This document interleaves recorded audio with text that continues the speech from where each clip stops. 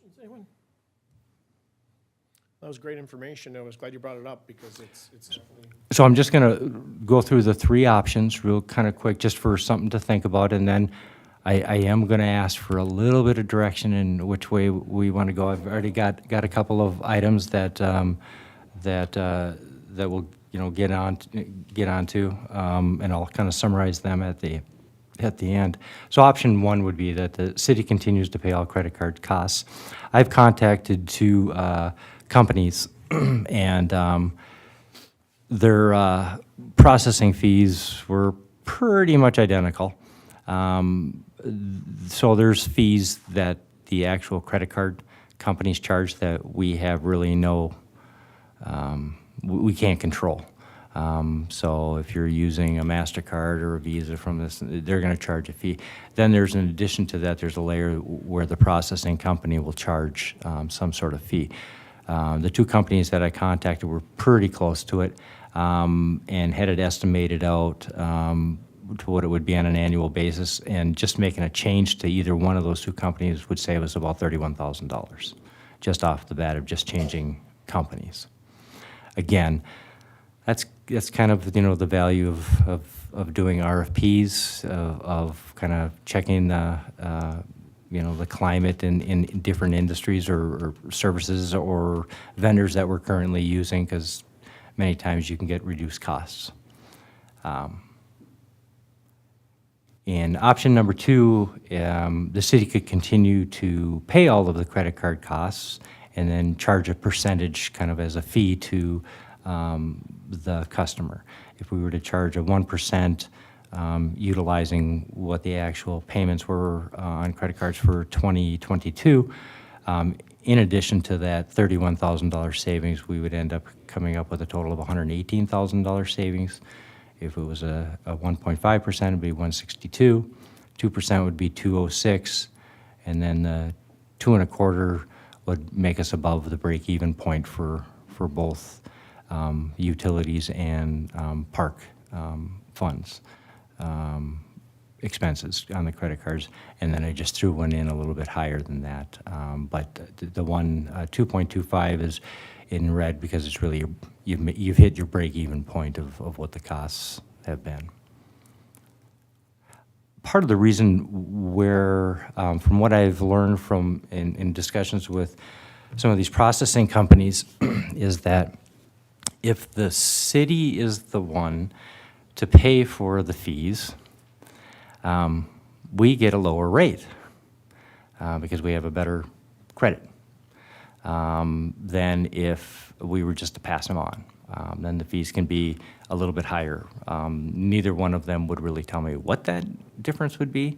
Well, they just said that it ends up being a little bit higher because they're assuming a little bit more risk because it would be a direct obligation with the resident and the company versus North St. Paul and the company. Quick note on that, when I do see that, it's usually about 3.25 when they kind of break out what the fee would be. Yeah. So Yeah. it's a savings of about 1%, it looks like. Option two, continued, was just kind of showing what each one of those options would be as an impact to our residents who are paying by the credit card. So the average utility bill is about $222.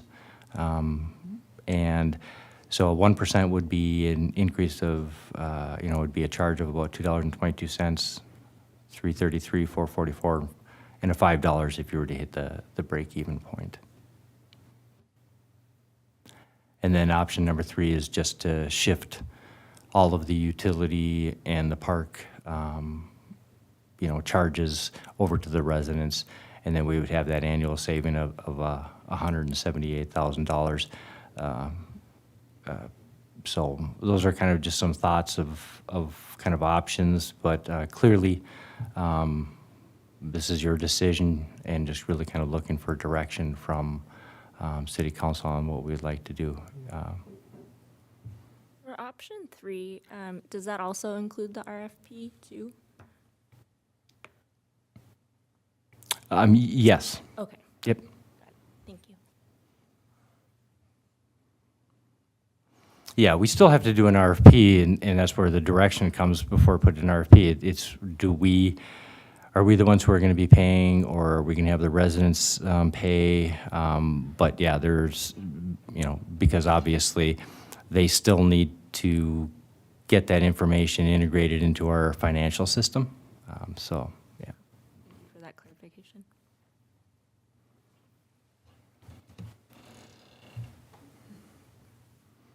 Questions? Thoughts? Direction? Do you know, are we able to separate how we bill commercial versus residential? Yes.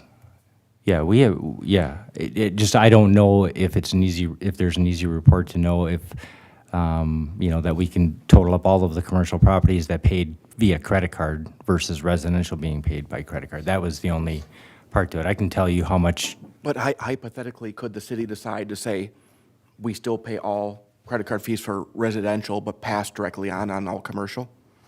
I don't see how that would, I don't, anything probably is possible. I just don't see how that would be able to make that distinction from somebody who's paying.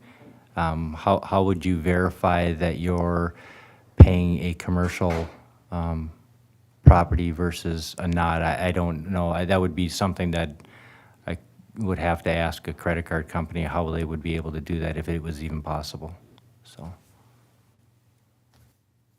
I like to see the fee covered as far as the 2.25, the one you had that was highlighted, that would take care of it. It's about 1% less than what it would be if they had to do it on their own, for what I've seen around, about the 3.25. So that's a discount with that.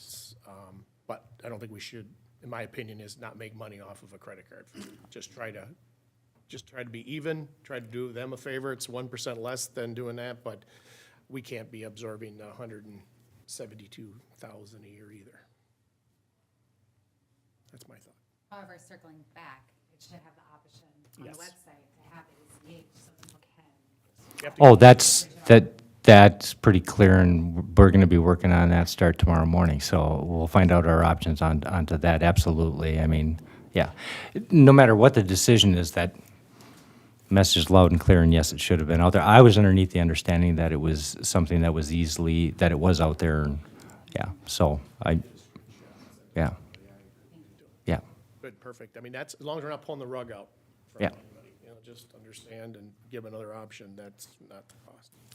and again, if that is the direction that city council wants to go, to me, we advertise this before it actually gets implemented too. And so it would be something that, for 3 months, it would go in the inserts with the bills. It would be on our website that this is happening, making sure that we have all of our options, that they're easily understood, that there's some sort of way that, if there's a, how do you do it type of thing, questions and answers that are there.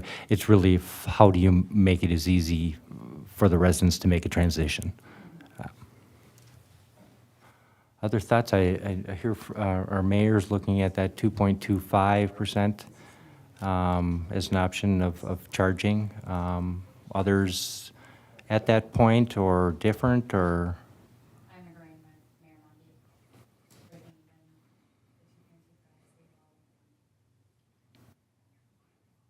I mean, on most sites you see too, it indicates below it, if you're using a credit card, you will be charged Yes. this percentage.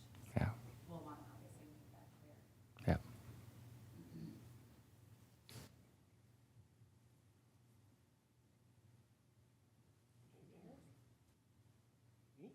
No, I'm always happy to go, but let's, Anybody else want to? Thinking, Oh, processing. there you go. That's why I love her. She's our thought processor.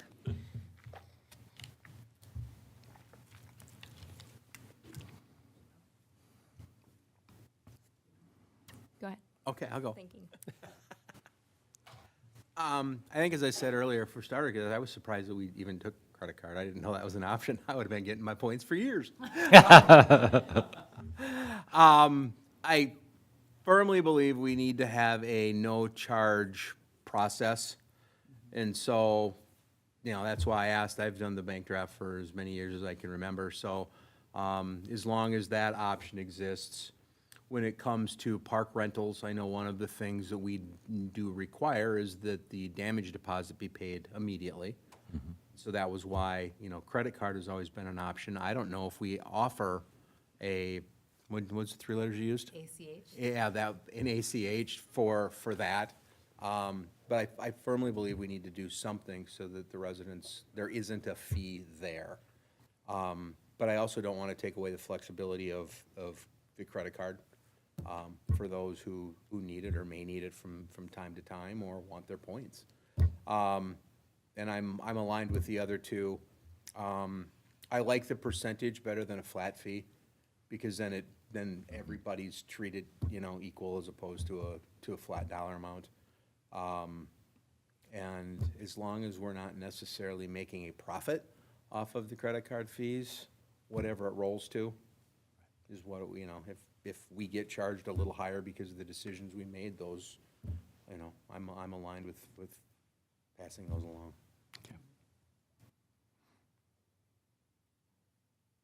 I would agree with the percentage component if that was the option between a flat fee and a percentage. I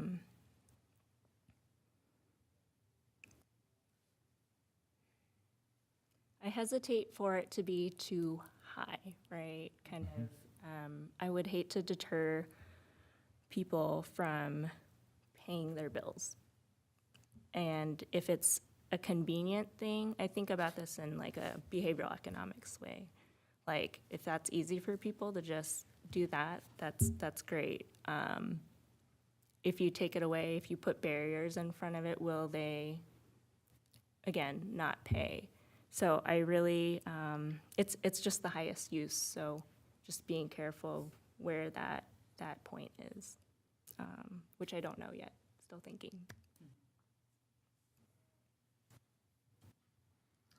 No, I think Councilmember Wong, I think that's a very good point. And you know, the component to it is we don't know what impact this will have. You know, we don't know what impact, because we don't know what direction that residents would go into.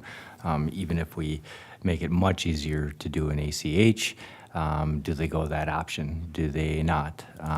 Does it create, you know, residents that get very angry with it? I have no idea. Does it increase our delinquency? I don't know. Those are things that we'll end up having to watch and track, and we do.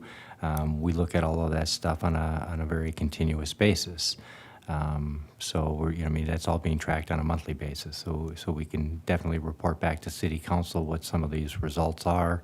If we see something that, you know, is drastically, you know, impacting what we believe is good customer service, and you know, I think the option of a credit card, how it ever came to be here in the city, and the city picking up the fees to it, I definitely agree with, you know, offering an option to be able to use your credit card or debit card. I mean, that's, you know, that's customer service. I mean, that's what you have to do in any industry today.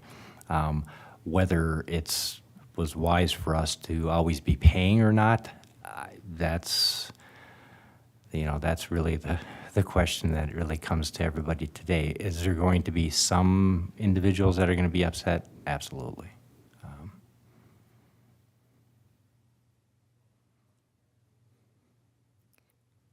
I'm wondering too, there's a slide where you have all the different payment methods. I think it's page 12 of 18.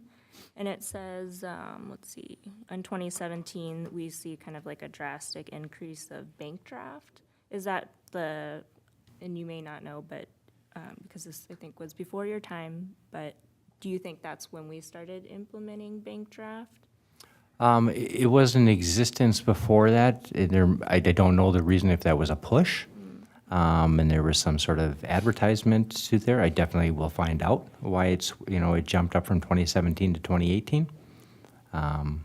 But because yeah, that's you know, a very significant, you know, change that had occurred.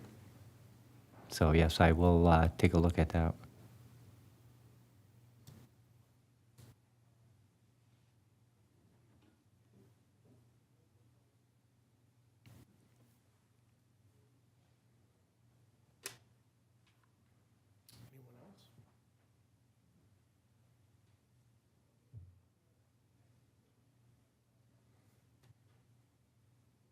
anything you want us to have official recommendation going forward for you? I don't think you know, yeah, I think I have enough, I have enough information, that, so what I'm hearing is that there's more of a consensus to, well, I think it's, well, with the exception of Councilmember Nordby, who hasn't weighed in on this, I think there's definitely 4 members that are looking that there should be a charge back to the residents to offset the costs. 3 of which are saying we should be at a break-even point at that 2.25%. 1 hasn't really made the determination of where that should be. So I think, you know, the majority is speaking to me and saying, yeah, we really need to, you know, pass on those fees to the residents. And we need to make sure that we have other options available for our residents and make sure that they're communicated and that they're easy to use. And so with that, what I'm going to do is to put together an RFP and get that on the street and bring the results back to City Council for your final approval and blessing at that point in time, unless there's a difference in thought or opinion. If I could just request a little bit more information around Sure. the delinquency piece of it, just because I bring it up, I would love to know how it correlates with some of these other data points that you have. So you would like to know year by year the delinquency that that we're having? If it's available. Sure.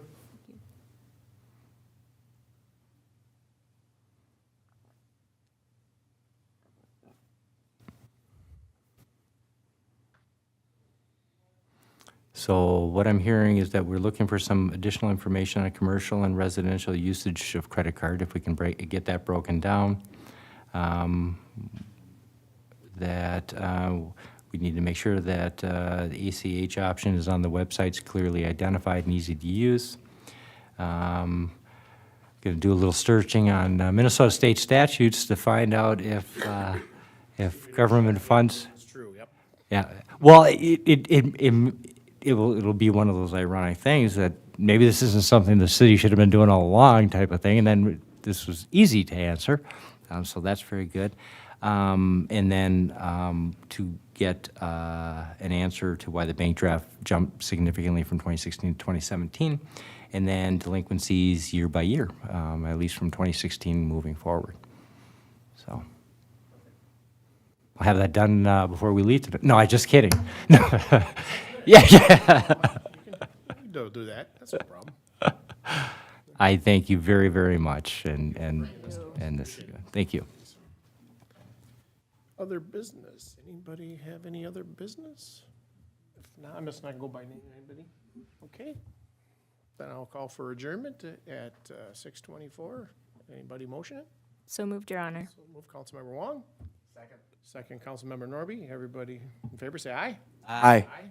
Adjourned at 6:24, if I have to tell the time. It's good you can tell the time because Terry couldn't. See, I'm already one step ahead. Yeah, but we got you a digital clock. Yeah, that's true. Terry had old Yeah, school the arms. old analog. Well, you know. Was that close enough again? So